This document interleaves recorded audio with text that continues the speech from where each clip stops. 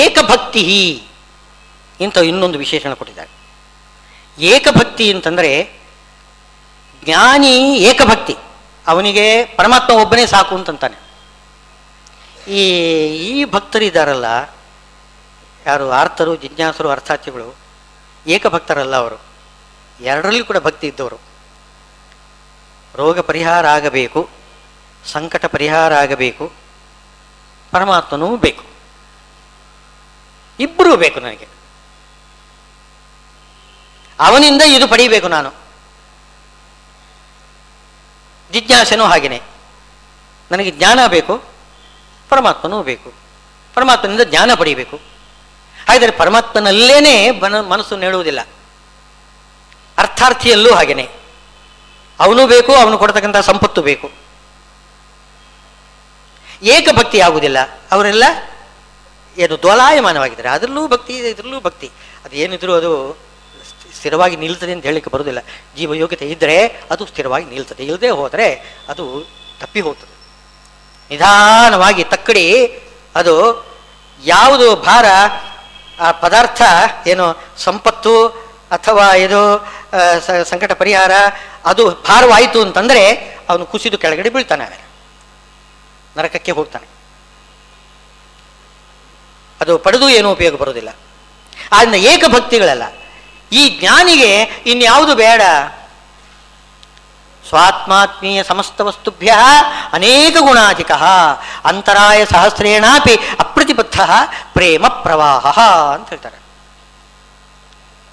ಆತ್ಮ ಆತ್ಮೀಯ ಸಮಸ್ತ ವಸ್ತುಭ್ಯ, ನಾನು ಬೇಡ, ನನ್ನದು ಬೇಕೇ ಅನ್ನೋತ್ತೆ ಬೇಡಲೇ ಬೇಡ. ನನಗೆ ಏನು ಬೇಕು ಅದು ಒಂದೇ ಬೇಕು, ಪರಮಾತ್ಮ ಒಂದೇ ಬೇಕು. ನನಗೆ ನಾನು ಬೇಡ, ನನಗೆ ಪರಮಾತ್ಮ ಬೇಕು. ನನಗೆ ನಾನು ಬೇಕು ಅಂತ ಅನಿಸಿದರೆ ಯಾಕೆ ಅನಿಸ್ತದೆ ಹಾಗೆ? ಒಳಗಡೆ ಅವನಿದ್ದಾನೆ, ಒಳಗಡೆ ಅವನಿದ್ದಾನೆ, ಆದ್ದರಿಂದ ನನಗೆ ನಾನು ಬೇಕು ಅಲ್ವೇ? ತಂಬಿಗೆ ನೀರು, ನಿಮಗೆ ನೀರು ಬೇಕೋ ತಂಬಿಗೆ ಬೇಕು ಅಂತಂದರೆ ಏನು ಹೇಳ್ತೀರಿ ನೀವು? ತಂಬಿಗೆ ಬೇಕು ನನಗೆ, ಯಾಕೆ ಅದರೊಳಗಡೆ ನೀರಿದೆ. ಬರೀ ತಂಬಿಗೆ ಆದರೆ ಬೇಡ. ಅಲ್ಲಿ ಆತ್ಮನಸ್ತು ಕಾಮಾಯ ಸರ್ವಂ ಪ್ರಿಯಂ ಭವತಿ ಉಪನಿಷತ್ತಿನಲ್ಲಿ ಸ್ಪಷ್ಟ ಹೇಳ್ತಿದ್ದಾರೆ. ನನಗೆ ನಾನು ಹೆಚ್ಚು ಪ್ರಿಯ ಆಗಲಿಕ್ಕೆ ಕಾರಣ ಏನು ಅಂತಂದರೆ, ಒಳಗಡೆ ನಿಂತು ನನ್ನನ್ನು ಆಕರ್ಷಣೆ ಮಾಡ್ತಕ್ಕಂಥವನು ಪರಮಾತ್ಮ ಒಳಗಡೆ ಇದ್ದಾನೆ, ನನ್ನ ಒಳಗಡೆ ಇದ್ದಾನೆ. ಆದ್ದರಿಂದ ನಾನು ಆಕರ್ಷಣನಾಗಿದ್ದೇನೆ ನನ್ನಿಂದ. ನನಗೆ ನಾನು ಬೇಕು ಅಂತ ಅನಿಸಿದ್ದು, ನನಗೆ ನನ್ನಲ್ಲಿ ಆಕರ್ಷಣೆ ಏನು ಬಂದಿದೆ, ಕಾರಣ ಏನು ಅಂತಂದರೆ ನನ್ನ ಒಳಗಡೆ ಇರತಕ್ಕಂತಹ ಪರಮಾತ್ಮನಲ್ಲಿಯೇ ಆಕರ್ಷಣೆ, ಪರಮಾತ್ಮ ನನ್ನನ್ನು ಆಕರ್ಷಣೆ ಮಾಡ್ತಾ ಇದ್ದಾನೆ. ಅದರಿಂದಾಗಿ ನಾನು ಆಕೃಷ್ಟನಾಗಿದ್ದೇನೆ, ಆಕರ್ಷಣೆಗೆ ಒಳಗಾಗಿದ್ದೇನೆ, ನನಗೆ ನಾನು ಬೇಕು ಅಂತ ಅನಿಸ್ತಿದ್ದೇನೆ. ಆದ್ದರಿಂದ ನನಗೆ ನಾನು ಎಷ್ಟು ಬೇಕೋ ಅದಕ್ಕಿಂತ ಹೆಚ್ಚಿಗೆ ಪರಮಾತ್ಮ ಬೇಕು.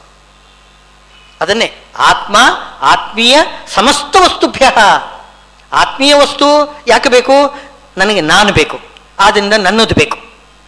ನನಗೆ ನನ್ನದು ಬೇಕು, ಯಾಕೆ? ನನಗೆ ನಾನು ಬೇಕು, ಆದ್ದರಿಂದ ನನ್ನದು ಬೇಕು. ಯಾವಾಗ ನನಗೆ ನಾನೇ ಬೇಡ ಅಂತ ಆದಮೇಲೆ ನನ್ನದು ಯಾತಕ್ಕೆ ಬೇಕು? ಆದ್ದರಿಂದ ಆತ್ಮ ಆತ್ಮೀಯ ಸಮಸ್ತ ವಸ್ತುಭ್ಯ ಅನೇಕ ಗುಣಾಧಿಕ ಪರಮಾತ್ಮ ಬೇಕು ಅಂತ. ಪರಮಾತ್ಮ ಮನಸ್ಸು ಮಾಡಿದರೆ ನಾವು ಬದುಕ್ತೇವೆ. ಒಳಗಡೆ ಇದ್ದು ನನಗೆ ನನ್ನ ಶರೀರ ನನಗೆ ಬೇಡ ಅಂತ ಅನಿಸ್ತು ಅಂತಂದರೆ ನಾವು ಆತ್ಮಹತ್ಯೆ ಮಾಡ್ಕೊಂಡ್ಬಿಡ್ತೇವೆ. ನಾವು ಆತ್ಮಹತ್ಯೆ ಮಾಡ್ಕೊಳ್ಳೋದಿಲ್ಲ. ನಮ್ಮ ಶರೀರದ ಮೇಲೆ ನಮಗೆ ತುಂಬ ಅಭಿಮಾನ. ಯಾಕೆ? ಒಳಗಡೆ ಅವನು ಸೆಳೀತಾ ಇದ್ದಾನೆ. ಶರೀರದಲ್ಲಿ ಒಳಗಡೆ ಅವನು ಕೂತ್ಕೊಂಡು ಏನು ಮಾಡ್ತಾನೆ? ಸೆಳೀತಾ ಇದ್ದಾನೆ, ಆಕರ್ಷಣೆ ಮಾಡ್ತಾ ಇದ್ದಾನೆ. ವಿಷಯ ಪದಾರ್ಥಗಳು ಬೇಕು ಬೇಕು ಅಂತ ಅನಿಸೋದು ಯಾತಕ್ಕೋಸ್ಕರ? ವಿಷಯ ಪದಾರ್ಥದಲ್ಲಿ ಭಗವಂತ ನಿಂತು ನಮ್ಮನ್ನು ಕರೀತಾ ಇದ್ದಾನೆ, ಸೆಳೀತಾ ಇದ್ದಾನೆ. ಎಲ್ಲ ಆಕರ್ಷಣೆ ಇರುವುದು ಎಲ್ಲಿ? ಅವನಲ್ಲಿ. ಪದಾರ್ಥದಲ್ಲಿ ಏನಿಲ್ಲ, ಒಂದಕ್ಕೊಂದು ಸಂಬಂಧವೇ ಇಲ್ಲ. ಆದ್ದರಿಂದ ನನಗೆ ಪರಮಾತ್ಮನೇ ಬೇಕು. ಇದು ಏಕಭಕ್ತಿ. ಪರಮಾತ್ಮನಲ್ಲೇ ಭಕ್ತಿ ಇರಬೇಕು, ಇನ್ಯಾರಲ್ಲೂ ಕೂಡ, ಇನ್ನು ಬೇರೆ ದೇವತೆಗಳಲ್ಲಿಯೂ ಕೂಡ ಭಕ್ತಿಯನ್ನು ಮಾಡಬಾರದು. ಅದೊಂದು ಅರ್ಥ ಏಕಭಕ್ತಿ. ಇವರು ಸಂಕಟ ಪರಿಹಾರಕ್ಕೋಸ್ಕರ ಬೇರೆ ದೇವತೆಗಳ ಬಳಿಗೂ ಓಡ್ತಾರೆ ಕೆಲವರು. ಸಂಪತ್ತಿಗಳಿಗೂ ಬೇರೆ ಕಡೆಗೆ ಹೋಗ್ತಾರೆ, ಬೇಗ ಬೇಗ ಕೊಡ್ತಾರೆ ಬೇರೆ ದೇವತೆಗಳು. ಪರಮಾತ್ಮ ಸ್ವಲ್ಪ ನಿಧಾನ ಮಾಡ್ತಾನೆ, ಪರೀಕ್ಷೆ ಮಾಡ್ತಾನೆ. ಅವನಿಗೆ ಭಕ್ತಿ ಇದ್ದರೆ ಮಾತ್ರ ಕೊಡ್ತಾನೆ, ಇಲ್ಲದೆ ಹೋದರೆ ಕೊಡೋದಿಲ್ಲ. ನನ್ನ ಮೇಲೆ ಭಕ್ತಿನೋ ಅಥವಾ ನಾನು ಕೊಡ್ತಕ್ಕಂಥ ಸಂಪತ್ತಿನ ಮೇಲೆ ಭಕ್ತಿನೋ ಪರೀಕ್ಷೆ ಮಾಡ್ತಾನೆ. ಯಾವುದು ಆ ಸಂಪತ್ತಿನ ಮೇಲೇ ಹೆಚ್ಚು ಪರೀಕ್ಷೆ ಅಂತ, ಸರಿ ನೀವು ಬೇರೆ ಕಡೆಯಿಂದ ಹೋಗು, ನಾನು ಕೊಡು. ಬೇರೆ ಕಡೆ ಹೋದರೂ ಕೂಡ ಕೊಡುವನು ಅವನೇ. ಸ್ವಲ್ಪ ಅದು ಮುಂದಕ್ಕೆ ಹೇಳ್ತಾನೆ ಅವನು. ಬೇರೆ ಕಡೆ ಹೋದರೂ ಕೂಡ, ಬೇರೆ ದೇವತೆಗಳಲ್ಲಿ ನಾವು ಬೇಡಿದರೂ ಕೂಡ ಅವರೊಳಗೆ ಇರತಕ್ಕಂತಹ ಭಗವಂತನೇ ನಮಗೆ ಸಂಪತ್ತು ಕೊಡ್ತಕ್ಕಂಥವನು. ಅವರಿಗೆ ಎಲ್ಲಿ ಶಕ್ತಿ ಇದೆ? ಪರಮಾತ್ಮ ಒಳಗಡೆ ನಿಂತು ಅವರಿಂದಲೂ ಕೂಡ ನಮಗೆ ಸಂಪತ್ತು ಕೊಡಿಸ್ತಾನೆ, ನಾವು ತಿಳ್ಕೊಳ್ಳೋದಿಲ್ಲ ಅಷ್ಟೇ. ಆದ್ದರಿಂದ ಈ 3 ಜನ ಇದ್ದಾರಲ್ಲ, ಆರ್ಥ ಜಿಜ್ಞಾಸು ಅರ್ಥಾರ್ಥಿಗಳು, ಅವರು ಬೇರೆ ದೇವತೆಗಳ ಬಳಿಗೂ ಹೋಗುವ ಚಾನ್ಸಸ್ ಇದೆ. ಆದ್ದರಿಂದ ಅವರು ಏಕಭಕ್ತಿ ಅಂತ ಹೇಳಲಿಕ್ಕೆ ಬರೋದಿಲ್ಲ. ನೀವೇನ ನನ್ನಲ್ಲಿ ಭಕ್ತಿ ಮಾಡೋದಿಲ್ಲ, ನೀವೇನ ಭಕ್ತಿ ಮಾಡತಕ್ಕಂಥವ್ರು ಜ್ಞಾನಿಗಳು ಮಾತ್ರ. ಅವರಿಗೆ ಎಲ್ಲ ಗೊತ್ತಿರ್ತದೆ, ವಿಷಯಗಳೆಲ್ಲ ಗೊತ್ತಿರ್ತದೆ. ಯಾರು ಈ ಬೇರೆಯವರು ಕೊಟ್ಟರು ಏನು ಕೊಡೋದು, ಅವನ ಒಳಗಡೆ ಇದ್ದು ಪರಮಾತ್ಮನೇ ಕೊಡೋದು. ಅವರನ್ನು ಯಾಕೆಪ್ಪ ನಾನು ಓಲೈಸಬೇಕು, ಪರಮಾತ್ಮನೇ ನಾನು ಓಲೈಸ್ತೇನೆ ಅಂತಂತಾನೆ. ಆದ್ದರಿಂದ ಏಕಭಕ್ತಿ ಆಗಬೇಕಾದ್ರೆ ಜ್ಞಾನಿ ಆಗಬೇಕು. ಜ್ಞಾನಿ ಅಂದರೆ ಅಪರೋಕ್ಷ ಜ್ಞಾನಿ. ಉಳಿದವರು ಅಜ್ಞಾನಿಗಳು. ಅಜ್ಞಾನಿಗಳನ್ನೂ ಕೂಡ ಅವನು ಉದಾರಹ ಅಂತ, ಶ್ರೇಷ್ಠರು ಅಂತ ತಗೊಂಡಿದ್ದಾನೆ. ಯಾಕೆಂತಂದರೆ ಇಷ್ಟರವರೆಗೆ ಮಾತ್ರ ಅವನು ನಿಷ್ಕಾಮ ಕರ್ಮ ಅಂತ ಹೇಳಿಕೊಂಡು ಕಾಮ್ಯಕರ್ಮವನ್ನು ನಿಂದ ಮಾಡ್ತಾನೇ ಇದ್ದಾನೆ. ಈಗ ಇಲ್ಲಿ ಕಾಮನೆಗೂ ಕೂಡ ಬೆಲೆ ಕೊಟ್ಟಿದ್ದಾನೆ. ನೋಡಿ ಸ್ವಾರಸ್ಯ. ಇಷ್ಟವರೆಗೆ ಹಿಂದಿನ ಅಧ್ಯಾಯಗಳಲ್ಲೆಲ್ಲ 6 ಅಧ್ಯಾಯಗಳಲ್ಲಿ ಹೇಳ್ಕೊಂಡು ಬಂದಿದ್ದು ಒಂದೇ ಒಂದು, ಕಾಮ್ಯಕರ್ಮ ಬಿಡು, ನಿಷ್ಕಾಮ ಕರ್ಮವನ್ನೇ ಮಾಡು ಅಂತ. ಇಲ್ಲಿ ಕಾಮ್ಯಕರ್ಮ ಮಾಡತಕ್ಕಂಥವರನ್ನೂ ಕೂಡ ಭಕ್ತರ ಸಾಲಿನಲ್ಲಿ ಸೇರಿಸಿ ಅವರು ಶ್ರೇಷ್ಠರು, ಅವರು ನನಗೆ ಪ್ರೀತಿ ಪಾತ್ರರು ಅಂತ ತಂದಿದ್ದಾನೆ. ಸ್ವಲ್ಪ ಇದಕ್ಕೆ ಸ್ವಲ್ಪ ವ್ಯತಿರಿಕ್ತವಾಗಿ ಏನೋ ಹೇಳಿದ ಹಾಗೆ ಕಾಣಿಸ್ತಾ ಇದೆ. ಅಂದರೆ ಹಿಂದೆ ಕಾಮ್ಯಕರ್ಮವನ್ನು ನಿಷೇಧ ಮಾಡಿದ್ದು ಯಾವ ಅಭಿಪ್ರಾಯದಿಂದ? ಈ ವೈಷಯಿಕ ಪದಾರ್ಥ ಉಂಟಲ್ಲ, ಹೊರಗಿನ ಪದಾರ್ಥ, ಅದರಲ್ಲೇನೇ ಆಸೆ ಪಟ್ಟರೆ ಪರಮಾತ್ಮನನ್ನು ಮರೀತೇವೆ. ಪರಮಾತ್ಮನನ್ನು ಮರೆಸ್ತಕ್ಕಂಥ ವಿಷಯ ಪದಾರ್ಥ ಭೋಗ, ಅದನ್ನು ಖಂಡನೆ ಮಾಡಿದ್ದಾನೆ ಹಿಂದೆ, ನಿರಾಕರಣೆ ಮಾಡಿದ್ದಾನೆ ಭಗವಂತ. ಹಾಗೆ ಮಾತ್ರ ಮಾಡಬಾರ್ದು. ನೀವು ಎಷ್ಟು ಬೇಕಾದರೂ ನೀವು ಉಣ್ರಿ, ಸುಖ ಭೋಗ ಅನುಭವಿಸ್ರಿ, ಆದರೆ ಪರಮಾತ್ಮನನ್ನು ಮರೀಬೇಡಿ. ಪರಮಾತ್ಮನನ್ನು ಮರೆಯದೆ ನೀವು ಎಷ್ಟು ಬೇಕಾದರೂ ಊಟ ಮಾಡಿ, ತಿನ್ನಲಿ, ಸಂತೋಷ ಪಡ್ರಿ, ನನಗೆ ಸಂತೋಷ ಅಂತಂತಾನೆ ಭಗವಂತ. ನೀವು ಎಷ್ಟು ಸಂತೋಷ ಪಡ್ತೀರೋ ಅದಕ್ಕಿಂತ ಹೆಚ್ಚು ಸಂತೋಷ ಅವನಿಗಾಗುತ್ತೆ. ಸಕಲ ಜಗದಧೀಶ ಪ್ರಿಯತಾಂ ಶೌರಿರಿತ್ತಂ ಅಂತ ಹೇಳ್ಕೊಂಡು ಪರಮಾನ್ನಂ ಪ್ರಾಪ್ತಮೇ ಮಾಪ್ರಯಾಸಂ ಶ್ರೀಮದಾಚಾರ್ಯರು ಪರಮಾನ್ನ ಮೃಷ್ಟಾನ್ನ ಊಟ ಮಾಡಿದ್ದಾರೆ. ಒಳಗಡೆ ಭಗವಂತ ಪ್ರೀತನಾಗಲಿ ಅಂತ, ಪ್ರೀತನಾಗುತ್ತಾನೆ. ನಾವು ಭೋಗ ಮಾಡಿದರೆ ಭಗವಂತನಿಗೆ ಕೋಪ ಬರೋದಿಲ್ಲ. ಇವನು ಭೋಗ ಮಾಡ್ತಿದ್ದಾನೆ, ನನ್ನಲ್ಲಿ ಭಕ್ತಿ ಮಾಡ್ತಾ ಇಲ್ಲ, ಹಾಗೆ ಹೇಳುವುದಿಲ್ಲ. ಅವನು ಭೋಗ ಮಾಡಿ, ಮಾಡುವಾಗ ಭಗವಂತನನ್ನು ಮಾತ್ರ ಮರೆಯಬಾರದು. ಅವನು ಬಿಂಬ, ನಾನು ಪ್ರತಿಬಿಂಬ.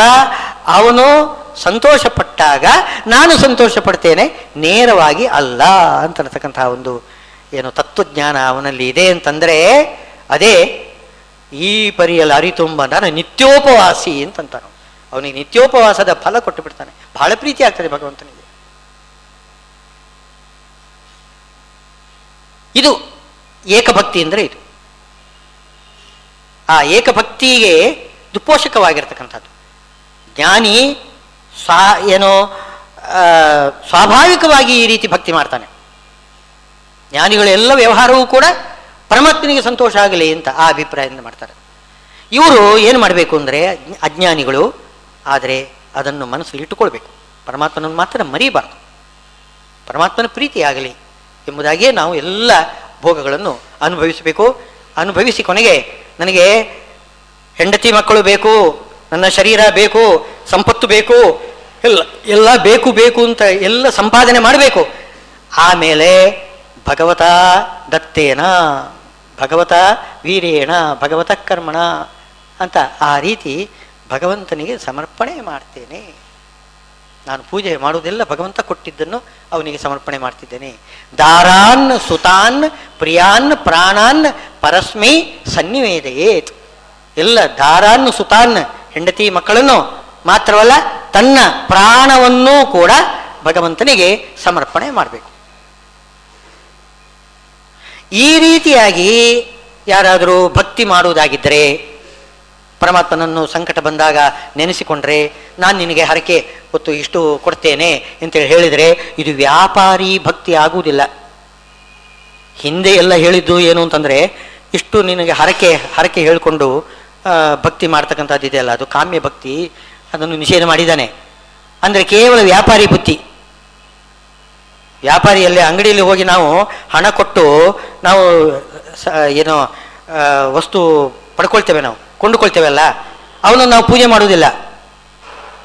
ನಾವು ಕೊಟ್ಟಿದ್ದೇವೆ ಅವನಿಗೆ, ಅವನು ಕೇಳಿದಷ್ಟು ಹಣ ಕೊಟ್ಟಿದ್ದೇವೆ, ನಾವು ಪದಾರ್ಥ ತಗೊಂಡು ಬಂದಿದ್ದೇವೆ, ಅವನು ನನಗೂ ಸಂಬಂಧ ಇಲ್ಲ. ಆ ರೀತಿ ವ್ಯಾಪಾರಿ ಭಕ್ತಿ ಮಾತ್ರ ಮಾಡಬಾರ್ದು. ನಾನು ನನ್ನಲ್ಲಿದ್ದದ್ದನ್ನು ನಾನು ನಿನಗೆ ಕೊಡ್ತಾ ಇದ್ದೇನೆ, ಅದು ನಿನ್ನದೇ ಎಂಬುದಾಗಿ ಹರಕೆ ಹೊತ್ತುಕೊಂಡ್ರೆ ತಪ್ಪೇನಲ್ಲ. ನನ್ನ ಹಣ ಅದು ನಿನಗೆ ಸೇರಬೇಕಾದ್ದು, ಅದನ್ನು ನಾನು ನಿನಗೆ ಕೊಡ್ತೇನೆ, ನೀನು ಪ್ರಸನ್ನನಾಗಿ ನನ್ನ ಎಲ್ಲ ಕಷ್ಟಗಳನ್ನು ಪರಿಹಾರ ಮಾಡಬೇಕು, ನನಗೆ ಸಂಪತ್ತು ಕೊಡಬೇಕು, ನನಗೆ ಜ್ಞಾನ ಕೊಡಬೇಕು ಅಂತ ನಾವು ಕೇಳಿಕೊಂಡ್ರೆ ತಪ್ಪೇನಲ್ಲ. ನಾನು ನಿನ್ನನ್ನು ಆರಾಧನೆ ಮಾಡ್ತೇನೆ, ಪೂಜೆ ಮಾಡ್ತೇನೆ, ನಿನಗೆ ಸಂತೋಷ ಉಂಟು ಕೊಡ್ತಾ ಇದ್ದೇನೆ, ನೀನು ಪ್ರಸನ್ನನಾಗಬೇಕು, ಪ್ರಸನ್ನನಾಗಿ ನನಗೆ ಇಂತಹ ಅಭೀಷ್ಟಗಳನ್ನು ಕೊಡಬೇಕು ಅಂತ ಕೇಳಿದ್ರೆ ತಪ್ಪೇನಾಗುವುದಿಲ್ಲ. ಕೇವಲ ವ್ಯಾಪಾರಿ ಭಕ್ತಿ ಆಗಬಾರ್ದು. ಆದ್ದರಿಂದ ಉದಾರ ಸರ್ವಯೇವೇತೆ ಅಂತ ಹೇಳಿದ್ದಾರೆ. ಜ್ಞಾನೀತು ಆತ್ಮವೇಮೇವತಂ ಆಸ್ಥಿತ ಸಹಿಯುಕ್ತಾತ್ಮ ಮಾಮೇವ ಅನುತ್ತಮಾಂ ಗತಿಂ. ಸುಳಾದಿಗಳಲ್ಲಿ ಕೆಲವು ಅಂಶ ನೋಡಿ.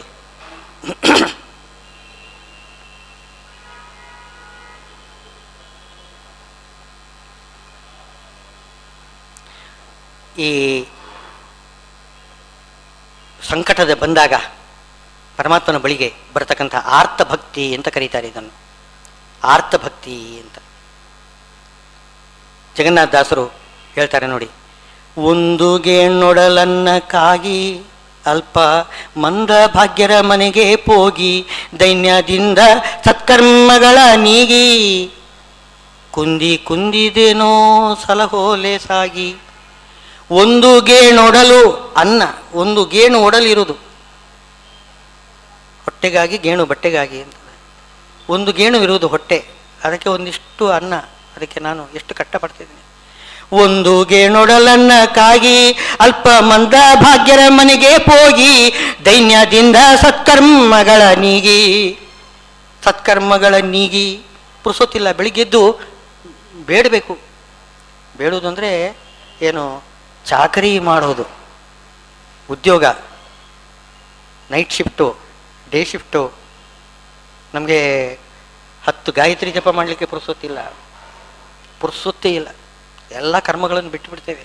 ಹೇಗೆ ಬೇಡುವುದು, ಕರ್ಮ ಮಾಡುವುದು, ಬೇಡುವುದು, ಇದೇ ಬೇಡಿಕೆ, ಬೇಡುವುದೇ ಅದು ಕೂಡ. ಅದು ದೇವರ ಸೇವೆ ಅಲ್ಲ, ಅದು ಮಾನವರ ಸೇವೆ ಮಾಡಿ ಬೇಡತಕ್ಕಂಥದ್ದು. ಒಂದು ಗೇಣೊಡಲನ್ನ ಕಾಗಿ ಅಲ್ಪ ಮಂದ ಭಾಗ್ಯರ ಮನೆಗೆ ಹೋಗಿ ದೈನ್ಯದಿಂದ ಸತ್ಕರ್ಮಗಳ ನೀಗಿ ಕುಂದಿದೇನೋ ಸಲಹೋಲೆ ಸಾಗಿ.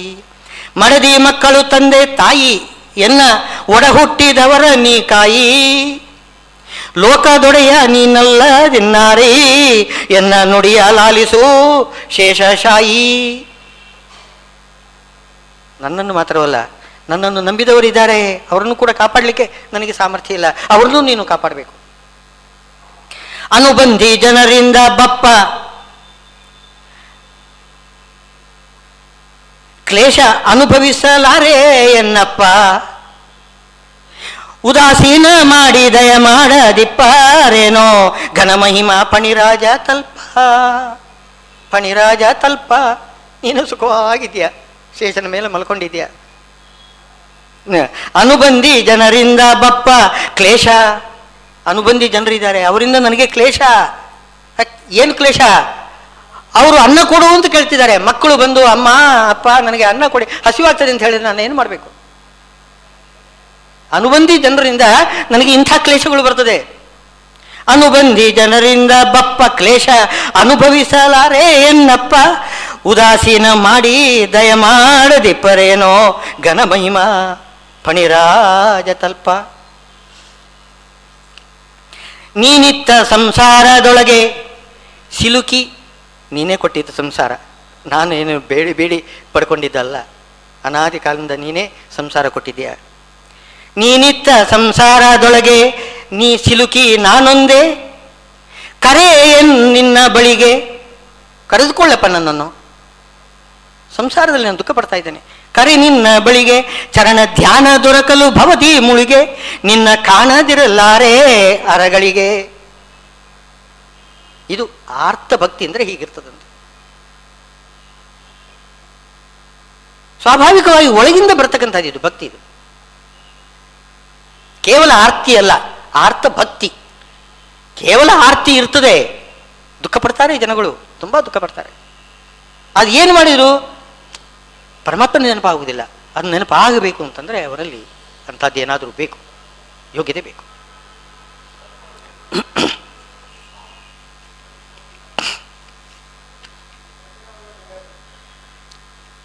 ಅದೇ ಜಗನ್ನಾಥದಾಸರು ಇನ್ನೊಂದು ಕಡೆಯಲ್ಲಿ ಹೇಳ್ತಾರೆ, ನರಸಿಂಹ ನಿನ್ನೊರತು ಜಗವ ಕಾಯುವ ಪರದೈವರುಂಟೆಂದು ಬಗೆವ, ನರರ ಪರಮೇಷ್ಠಿ ರಾಯನು ನಗುವ ನಿತ್ಯ ನಿರಯಾಂಧ ಕೂಪದೊಳು ಹೋಗಿವ.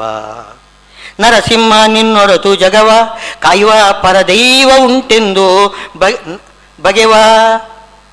ಕೆಲವರು ಏನು ಮಾಡ್ತಾರೆ, ಸಂಕಟ ಬಂದಾಗ ಬೇರೆ ದೇವತೆಗಳ ಬಳಿಗೆ ಹೋಗ್ತಾರೆ, ಏಕಭಕ್ತಿಗಳಾಗಿರುವುದಿಲ್ಲ ಅವರು. ನರಸಿಂಹ ನಿನ್ನೊರತು ಜಗವ ಕಾಯುವ, ನರಸಿಂಹನೇ ನೋಡಿ, ಪ್ರಹ್ಲಾದರಾಜರನ್ನು ಯಾರು ಕಾಪಾಡಿದರು? ನರಸಿಂಹ ಕಾಪಾಡಿದ. ಇಷ್ಟು ಸ್ಪಷ್ಟ ಉದಾಹರಣೆ ಇದ್ದರೂ ಕೂಡ ಬೇರೆ ದೇವತೆಗಳ ಬಳಿಗೆ ಹೋಗ್ತಾರೆ. ನರಸಿಂಹ ನಿನ್ನೊರತು ಜಗವ ಕಾಯುವ ಪರದೈವ ಉಂಟೆಂದು ಬಗೆವ, ನರರ ಪರಮೇಷ್ಠಿ ರಾಯನು ನಗುವ. ಪರಮೇಷ್ಠಿ ರಾಯ ಮೇಲ್ಗಡೆ ನಿಂತುಕೊಂಡು ನಗುತ್ತಾ ಇದ್ದಾನಂತೆ. ಅಯ್ಯೋ ಅಜ್ಞಾನಿಗಳು, ನಿತ್ಯ ನಿರಯಾಂಧ ಕೂಪದೊಳ್ ಹುಗಿವ. ನಿತ್ಯ ನಿರಯಾಂಧ ಕೂಪದಲ್ಲಿ ಹುಗಿದು ಬಿಡ್ತಾನಂತೆ ಆ ಪರಮೇಷ್ಠಿ ರಾಯ. ಪರಮೇಷ್ಠಿ ರಾಯ ಅಂದರೆ ವಾಯುದೇವರು. ವಾಯುದೇವರು ತಾನೇ ನಿತ್ಯ ಅಂಧನ ತಮಸ್ಸಿನಲ್ಲಿ ಅದನ್ನು ಶಿಕ್ಷೆ ಕೊಡ್ತಕ್ಕಂಥವ್ರು ಅವರು. ಅದನ್ನೇ ಇನ್ನೊಂದು ಕಡೆಯಲ್ಲಿ ಹೇಳ್ತಾ ಇದ್ದಾರೆ ಜಗನ್ನಾಥದಾಸರು, ನಾರಾಯಣ ತನ್ನಾರಾಧಿಪರಿಗೆ ದೂರಗೈವ ದುರಿತ, ಕಾರುಣಿಕ ಕೈವಲ್ಯ ಪ್ರದಾಯಕ ತೋರುವ ಸರ್ವಜಿತ. ಹಾರೈಸದಿರು ಅಲ್ಪರ ನರಕ ದ್ವಾರಗಳವು ನಿರುತ, ಹಾರೈಸದಿರು ಅಲ್ಪರ ನರಕ ದ್ವಾರಗಳವು ನಿರುತ. ಸೂರ್ಯಗಳನ್ನು ಸಂಸೇವಿಸು ಮುಕ್ತಿಗೆ ದ್ವಾರಬಹುದು ಸತತ, ನಾರಾಯಣ ತನ್ನಾರಾಧಿಪರಿಗೆ ದೂರಗೈವ ದುರಿತ. ಎಲ್ಲ ಬೇರೆ ದೇವತೆಗಳ ಬಳಿಗೆ ಹೋದರೆ ನರಕ ದ್ವಾರ ಅಂದರೆ, ಬೇರೆ ದೈವತೆಗಳು ಅಂತಂದರೆ ಪರಮಾತ್ಮನ ಪರಿವಾರದವರು ಅಂತನ್ನತಕ್ಕಂತಹ ಜ್ಞಾನ ಇಲ್ಲದೆ ಹೋದರೆ ಈ ದೋಷವನ್ನಿದೆ. ಪರಮಾತ್ಮನ ಪರಿವಾರದವರು ಅಂತ ತಿಳ್ಕೊಂಡು ಅವರನ್ನು ಪೂಜೆ ಮಾಡಿದರೆ ತಪ್ಪೇನಲ್ಲ ಅಂತ ಮುಂದೆ ಭಗವದ್ಗೀತೆಯಲ್ಲಿ ಮುಂದೆ ಶ್ರೀಕೃಷ್ಣ ಹೇಳ್ತಾನೆ. ನನ್ನ ಪರಿವಾರದವರು ಅಂತ ಬೇರೆ ದೇವತೆಗಳ ಬಳಿಗೆ ಹೋದರೆ ನಾನು ಅವರಿಗೆ ಅನುಗ್ರಹ ಮಾಡ್ತೇನೆ, ಅನುಗ್ರಹ ಮಾಡಿ ನಿಧಾನವಾಗಿ ನನ್ನ ಬಳಿಗೆ ಹೇಳ್ಕೊಂಡು ಬರ್ತೇನೆ. ಕರೆ ಎನ್ನ ಬಳಿಗೆ ಅಂತ ಹೇಳ್ತಿದಾರಲ್ಲ, ಆ ಕರೆದುಕೊಳ್ತಾನೆ ಭಗವಂತ. ಕರೆದುಕೊಳ್ಬೇಕಾಗಿದ್ದರೆ ಆ ರೀತಿ ಭಗವಂತನ ಪರಿವಾರತ್ವೇನ ಅನ್ಯ ದೇವತೆಗಳನ್ನು ಉಪಾಸನ ಮಾಡಬೇಕು ಹೊರತು ಅವರು ಸ್ವತಂತ್ರರು. ಏನು ಏಕೋ ದೇವ ಕೇಶವೋವ ಶಿವೋವ, ಯಾರಾದ್ರೇನು ನನಗೆ ಸಿಗಬೇಕು, ನನಗೆ ಫಲ ಸಿಗಬೇಕು, ನಾನು ಪೂಜೆ ಮಾಡಿದರೆ ಫಲ ಸಿಗಬೇಕು, ಯಾರಾದ್ರೇನು ಹೀಗೆ ಮಾತನಾಡ್ತಕ್ಕಂಥವ್ರು ಇದ್ದಾರಲ್ಲ, ಅಂಥವರಿಗೆ ನರಕನೇ ಗತಿ.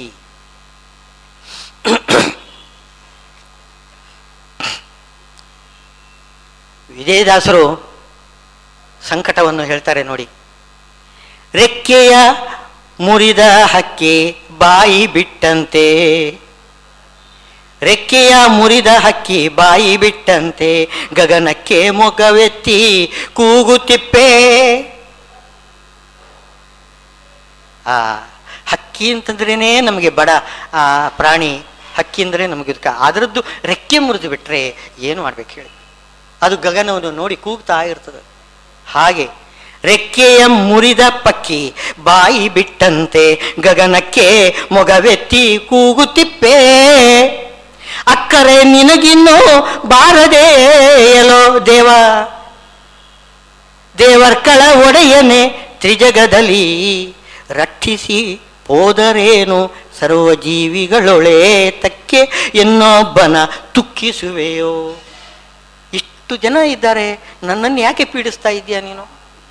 ಎಲ್ಲರಿಗೂ ಕೂಡ ಐಶ್ವರ್ಯ ಕೊಡ್ತಾ ಇದ್ದೀಯಾ ನೋಡಿ, ಯಾರು ನೋಡಿದ್ರು ಕೂಡ ಸುಖವಾಗಿದ್ದಾರೆ, ನಾನೊಬ್ಬ ಮಾತ್ರ ನಾನೇನು ಅಪರಾಧ ಮಾಡಿದ್ದೇನೆ?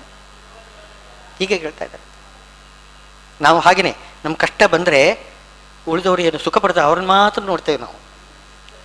ಎಲ್ಲೆಲ್ಲಿ ಸುಖ ಪಡ್ತಾರೆ ಅವ್ರನ್ನ ಮಾತ್ರ ನೋಡಿ ಹೊಟ್ಟೆ ಕಿಚ್ಚು ಪಡಿತಾರೆ. ಅಯ್ಯೋ ನನಗೆ ಇಂಥದ್ದಿಲ್ಲಲ್ಲ, ಅದು ಸ್ವಾಭಾವಿಕ. ಅದನ್ನು ಹೇಳ್ತಾರೆ ಅರ್ಥ ಭಕ್ತ ಅವನು ಹಾಗೆ ಮಾಡ್ತಾನೆ. ಎಲ್ಲರಿಗೂ ಕೂಡ ಸುಖ ಕೊಡ್ತಾ ಇದೆಯಾ, ನನಗೆ ಮಾತ್ರ ಯಾಕೆ ಕೊಟ್ಟಿಲ್ಲ?